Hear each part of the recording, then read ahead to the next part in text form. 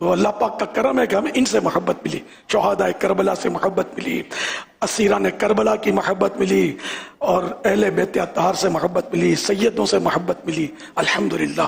اور یہ سب نانا حسین کا بس فیض ہے، سرکار کا کرم ہے، اور اسی میں ہمیں رہنا ہے، صحابہ و اہل بیت سے اور ان کی محبت سے پیچھے ہٹنا نہیں ہے۔ اللہ پاک اس سے پہلے ہمیں ایمان و عافیت کے ساتھ مدینے میں شہادت دے دے کہ صحابہ و اہل بیت کی محبت ہمارے دل سے نکلنے لگے، اس سے پہلے مر جانا خدا کی قسم عافیت ہے۔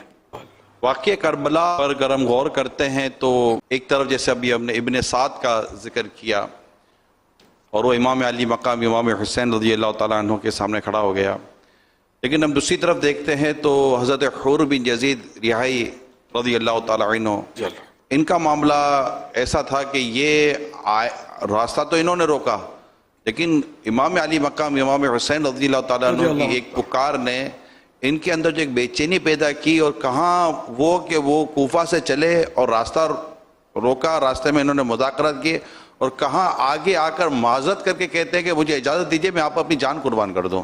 یہ جو اللہ تعالیٰ جو دلوں میں جو یہ دل بدل گیا نا، ایسا دل میں ایسا ڈال دیا کہ وہ امام علی مقام میں قربان ہو گئے۔ تو یہ جو اللہ تعالیٰ کی خفیہ تدبیر، اللہ تعالیٰ کے خفیہ فیصلے اور دلوں کی یہ تبدیلی، دلوں کا یہ بدلنا، اس کے تعلق سے آپ کیا فرماتے ہیں؟ حضرت سیدنا حور رحمت اللہ علیہ یہ اگرچہ راستہ روکا تھا لیکن تھے یہ محب اہل بیت، یہ مجبوراً بس یہ چل پڑے تھے، جو بھی تھا پریشر کی وجہ سے ساری نمازیں جہاں جہاں ہوئی نا امام علی مقام کے پیچھے پڑی تھی انہوں نے، اور کوئی انہوں نے تکلیف نہیں تھی، روکا ضرور تھا لیکن اور جیسے ٹارچر کرنا اور یہ ان سے کوئی منقول نہیں ہے، یہ محب تھے، لیکن یہ تھے یزیدی میں، یعنی خوش بخت تھے، بدبختوں میں گر گئے تھے، پھنس گئے تھے۔ امام علی مقام جو تھے اتمام حجت کے لیے آئے سامنے لشکر کے، اور آپ نے اعلان کیا، آپ سمجھتے تھے کہ ہے کوئی فاطمہ کے بیٹے پر جان قربان کرنے والا، ہے کوئی آل رسول پر اپنی جان نچھاور کرنے والا۔ حضرت حور کو اضطراب ہوا، بے چینی ہوئی، تو لوگوں نے کہا کہ تم بڑے بڑے مارکوں میں مطلب ثابت کرنا مرے کہ یہ مطلب چند ہیں، آپ کیوں گھبراتے ہیں؟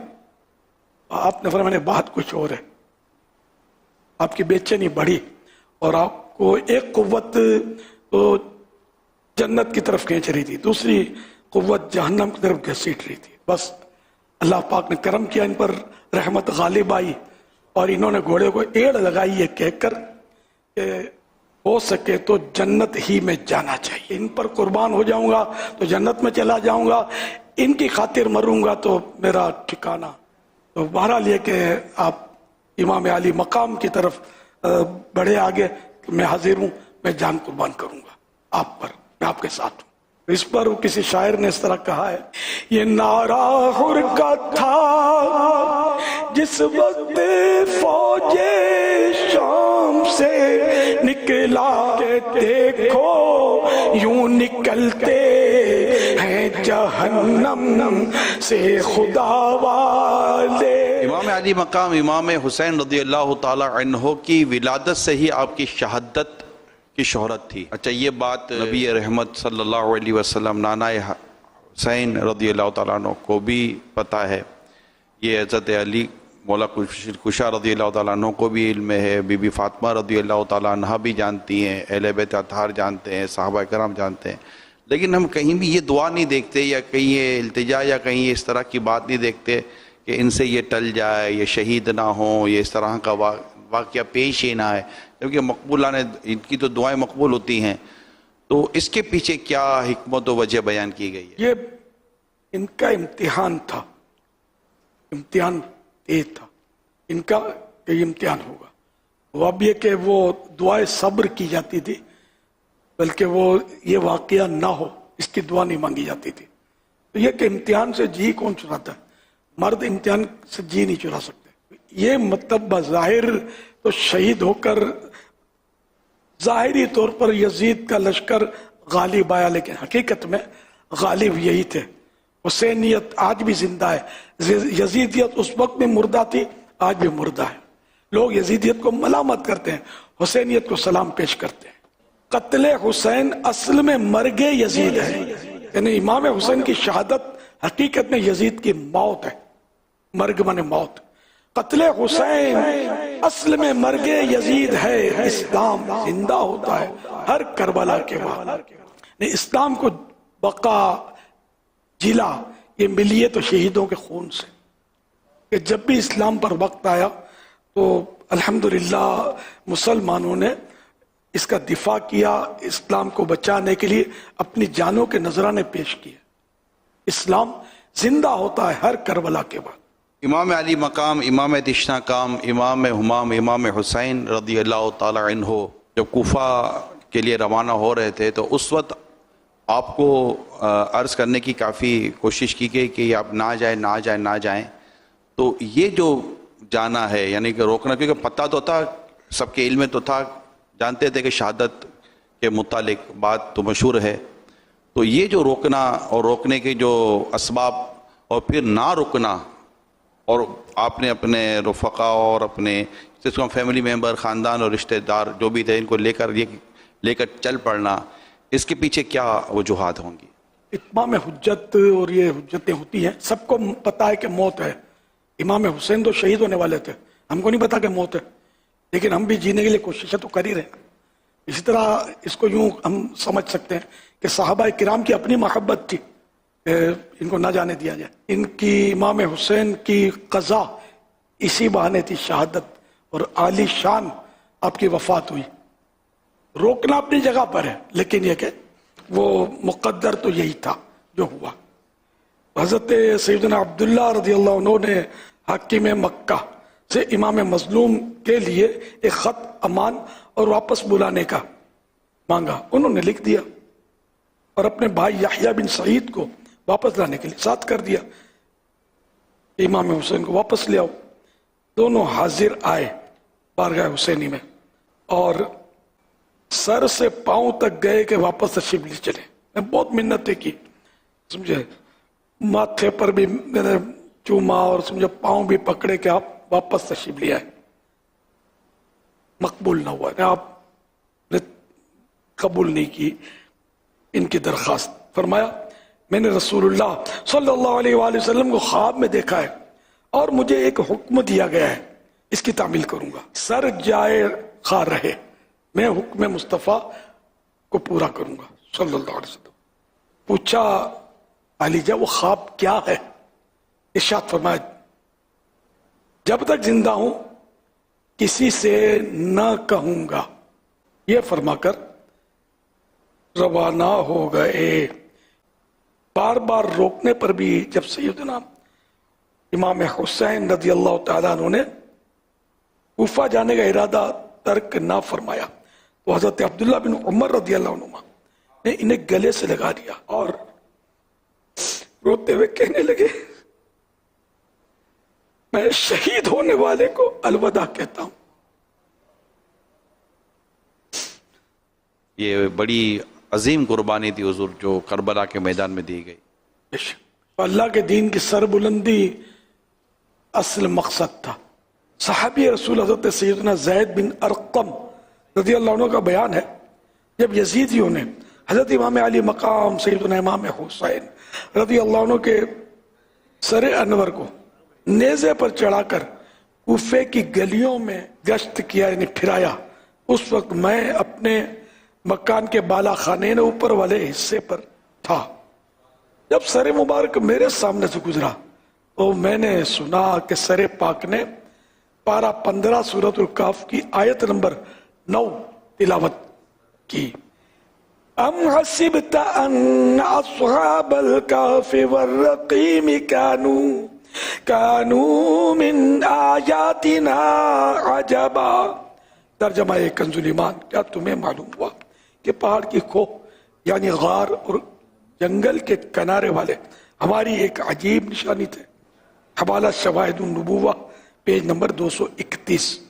اسی طرح ایک دوسرے بزرگ رحمت اللہ علیہ نے فرمایا کہ جب یزیدیوں نے سر مبارک کو نیزے سے اتار کر ابن زیاد بدنہاد کے محل میں داخل کیا تو آپ رضی اللہ عنہ کے مقدس ہونٹ ہل رہے تھے اور زبان اقدس پر پارہ 13 سورہ ابراہیم یہ آیت نمبر 42 کی تلاوت جاری تھی.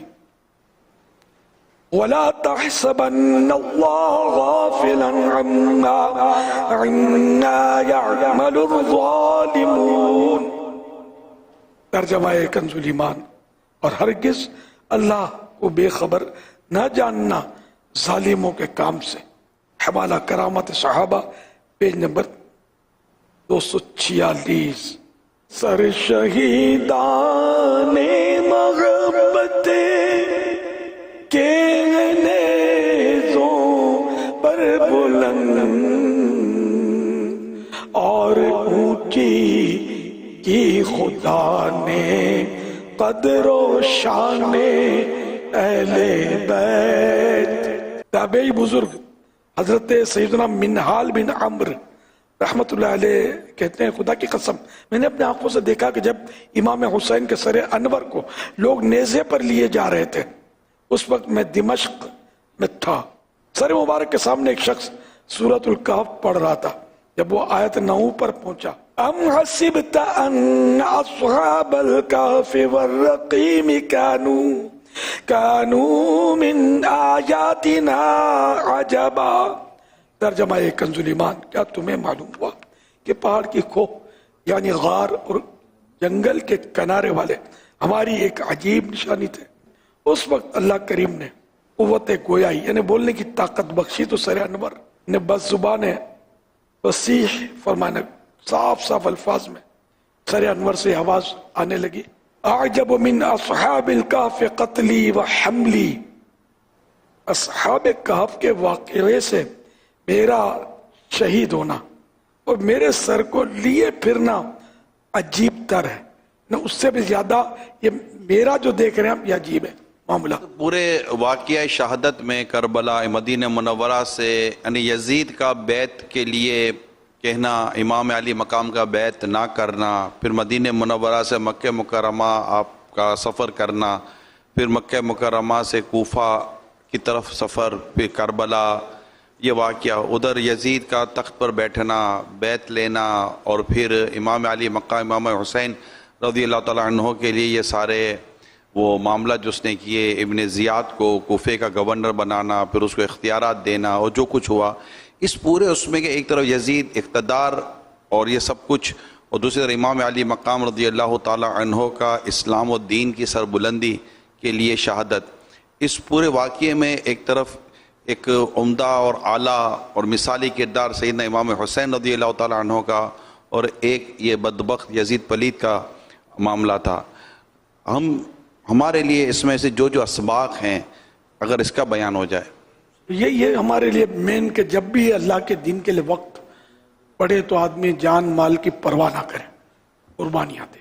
مین یہی ہے ہمارے درس اس میں. اور اصل جو کار فرما رہا اس واقعے میں وہ تھی دنیا کی محبت، اقتدار کی ہوس. آج کل بھی آپ دیکھتے ہیں کہ جب الیکشن ہوتے ہیں تو ایک دوسرے پر جو یہ بوچھاڑ کر رہے ہوتے ہیں، تہمتوں کی الزام تراشیاں کر رہے ہوتے ہیں، ڈیگریڈ کر رہے ہوتے ہیں سامنے والے کینڈیڈیٹ کو. بعض اوقات یہاں قتل و غارت گری بھی شروع ہو جاتی ہے، گولیاں چلتی ہیں اور کیا کیا ہو رہا ہوتا ہے صرف اقتدار کے لیے. وہ بھی مختصر، اگر سیٹ مل گئی تو اس کی بھی ویلیڈیٹی شاید 5 سال ہوتی ہوگی یا 10 سال ہوتی ہوگی. یہ بھی عام طور پہ پورا نہیں ہوتا، پہلے ہی وہ مطلب پلٹ ہو جاتا ہے معاملہ. کسی کے پاس تخت، سارے کئی ایسے بڑے بڑے تھے وہ دنیا سے چلے گئے جو اقتدار کے لیے جو کچھ کر رہے تھے. آج کیا ہے قبر میں تو ظاہر ہے کہ وہی خوشحال ہے، وہی صاحب مال ہے جو صاحب حسن اعمال ہے. اس کے بعد نیکیاں ہیں. یہ اقتدار اس کو یزید کو کون سا کام آیا؟ یہ تقریباً 39 سال 39 ایئرس اونلی یہ جیا، زندہ رہا 40 سال سے بھی کم، تو مر گیا. اور مرا بھی اس کے بارے میں بھی طرح طرح کی روایتیں بیان کی گئی ہیں. کسی نے لکھا ہے کہ یہ بندر پالتا تھا تو بندر نے اس کو کاٹ لیا، زہر چڑھ گیا، مر گیا. کسی نے لکھا کہ یہ کسی رومن لڑکی کے عشق میں گرفتار تھا تو وہ ایک بار لڑکی نے اس کو بولا کہ ہم رنگرلیاں منائیں گے مگر اکیلے، تمہارے ساتھ کوئی تمہارا ایڈی کانگ بھی نہیں ہونا چاہیے. جو عشق و فسق میں جو ساتھی ہے وہ بھی اس کو ہم اکیلے ہوں گے. تو یوں یہ فلاں جگہ میں تمہارا انتظار کروں کسی ویرانے کا. اس نے پتہ دے دیا شام کا شہر ہے حمص، حامیم سواد. تو وہاں اس نے کوئی وقت دیا کوئی ویرانے میں جنگل میں. یہ ہوس کا اندھا وہاں پہنچا. رومن جو لڑکی تھی جب یہ پہنچا تو اس کو اس نے شراب پلائی. اب یہ نشے میں بدمست ہو گیا اور اس نے ہاتھ بڑھایا. اس نے جو خنجر چھپا رکھا تھا لڑکی نے خنجر نکالا، پے در پہ اس پہ وار کیے. وار کر کر کے اس نے کہا اس کو، یہ کہتے ہوئے اس کو کیا پھاڑا کہ نابکار نالائق، تو نے اپنے نبی کے نواسے کے ساتھ بے وفائی کی. اور میں تو تمہارے نبی کی امت میں بھی نہیں ہوں، تو مسلمان ہی نہیں ہوں، تو اس سے کیا وفا کی امید رکھ سکتی ہوں. یوں کر کے اس نے اس کو پھاڑ ڈالا، پھینک دیا. چند روز تک اس کی وہ لاش جو تھی چیل کووں کی دعوت پہ رہی. چیلے کوے گدھ اس کو نوچتے رہے. یہ ڈھونڈتے ڈھونڈتے اس کا مطلب جو علی موالی یہ پہنچے اور اب سڑی ہوئی لاش لانے جیسی تھی نہیں، تو کہتے ہیں کہ وہی گڑا کھود کے داب کر آ گئے. یہ اس کا انجام ہوا. اونلی 39 ایئرس زندگی پوری اس کی. تو کیا ملا اس کو؟ ہاتھ کیا آیا. اور دنیا بھر کی مطلب ملامتیں اس کو مل رہی ہیں اب تک اور ملتی رہیں گی. یہ اقتدار کی ہوس کے لیے ظلم کرنا یہ بہت بڑی نادانی. ظلم ہے ہی نادانی، قیامت کا اندھیرا ہے ظلم. اور پھر یہ جو اقتدار کی ہوس میں الیکشن میں اس میں کر رہے سب کے لیے درس عبرت ہے. یار نہیں آتی کرسی کسی کو کام، کرسی چاہیے تو غلامی مصطفیٰ کی کرسی کے لیے کوشش کرو جس کے لیے ظلم نہیں کرنا پڑتا. کوئی ظلم نہیں کرنا پڑتا، ان کے کرم سے عطا ہوتی ہے. درود شریف بھی کثرت کرو، نمازیں پڑھو، تلاوتیں کرو، نیکیاں کرو، مسلمانوں کو راحتیں پہنچاؤ تو غلامی مصطفیٰ کی کرسی ملے گی. مارا ماری کرنے سے، دھمکیاں دینے سے کرسیاں تھوڑی ملتی ہیں. کرسی کس کو راس آئی؟ دنیا کی کرسی. یہ فرعون نے بھی جو کچھ کر رہا تھا 400 سال تک جیا، تقریباً 300 سال تک تو اس کو درد سر بھی نہیں ہوا تھا. غالباً 300 یا 400 سال تک کبھی درد سر نہیں ہوا اس کو. اتنا عیش میں تھا. کیا ہوا؟ اتنی یعنی کہ ذلت کی موت دریا نیل میں یہ ڈوب مرا. آج کیا ہے؟ کون اس کا نام احترام سے لے رہا ہے؟ نمرود. کیا ہوا نمرود کا؟ خدائی کا دعویٰ کیا تھا، ساری دنیا پر اس کی بادشاہت تھی. لیکن ایک مچھر اس کے بھیجے میں گیا، لنگڑا تھا، مچھر بھی لنگڑا تھا. وہ گیا، اس کو دس مارتا، اس کو بہت تکلیف ہوتی تھی. پھر اس کو سر پہ پھٹا مارتے تھے تو اس کو کچھ سکون سا ملتا تھا. ایک بار جب یہ پھٹا مار رہے تھے اسے سر پہ، بس وہ ایسا زور کا پھٹا پڑا، سر پھٹ گیا اس کا اور کتے کی موت مر گیا. خدا کا دعویٰ کیا تھا. یہ خدا اپنے کو نہ بچا سکا، کسی کو کیا بچائے گا؟ کیا خدا؟ بہرحال یہ کہ اقتدار چاہے 1000 سال بھی کوئی اقتدار کر لے، حکومت کر لے، کل نفس ذائقۃ الموت، ہر جاندار نے موت کا مزہ چکھنا ہے. بلکہ جیتے جی بھی پتہ چل جاتا ہے. بندہ ریٹائر ہو جاتا ہے، بڑھاپا آ جاتا ہے، یہ بیماری وہ بیماری، کینسر. ارے یہ بھی لیڈروں کو ہوتا ہے. ساری بیماریاں آ سکتی ہیں، آتی ہیں اور بیچارے پڑے ہوتے ہیں، آخر کار دم توڑ جاتے ہیں. کوئی مطلب بادشاہوں کی قبریں دیکھی ہیں میں نے کہ تاریخ میں نام تھے، کوئی فاتحہ پڑھنے والا نہیں ہوتا. غلامی مصطفیٰ کی اس کے پاس کرسی ہے، میرے غوث پاک کے پاس کرسی ہے، میرے غریب نواز کے پاس، بابا فرید گنج شکر کے پاس ہے نا کرسی. غلامی مصطفیٰ کی کرسی ہے. آج بھی ان کی حکومت دلوں پر ہے نا ہمارے، رحمت اللہ علیہ ہے نا. تو جو بھی اولیاء کرام ہیں ان کے پاس غلامی مصطفیٰ کی کرسی، صالحین کے پاس، اللہ کے نیک بندوں کے پاس غلامی مصطفیٰ کی کرسی ہوتی ہے. اس کو اس کا کوئی پیریڈ نہیں ہے، یہ چلتی رہتی ہے، چلتی رہتی ہے، چلتی رہتی ہے، یہاں تک کہ دنیا سے جانے کے بعد بھی وہ کرسی سلامت رہتی ہے. ان کی عزت بڑھتی رہتی ہے، گھٹتی نہیں ہے. درجے بلند ہوتے ہیں ان کے. ہم ایصال ثواب کرتے ہیں نا، اس درجے ان کے بلند ہوتے رہتے ہیں، ثواب ملتا ہے ان کو. یہ بہرحال یہ بیکار ہے، مطلب اس میں نہیں پڑھنا چاہیے اپنے کو. گناہوں کے کام میں نہیں پڑنا چاہیے، دنیا کی محبت میں نہیں پڑنا چاہیے. دنیا کی محبت وہ بری ہوتی ہے جس سے آخرت کو نقصان پہنچے، اس سے بچنا ہی ہے. نہیں بھی بچیں گے تو مریں گے تو صحیح، پھر پھنسیں گے. اس لیے اس سے دور رہنے میں عافیت ہے. اللہ ہمیں عشق رسول کی لازوال دولت عطا فرمائے. دنیا کی دولت بس اتنی دے وہ حق حلال کی جس میں بس ہمارا گزارا ہو جائے، ہم اس کے در کے ہی محتاج رہیں، کسی اور کے محتاج نہ رہیں.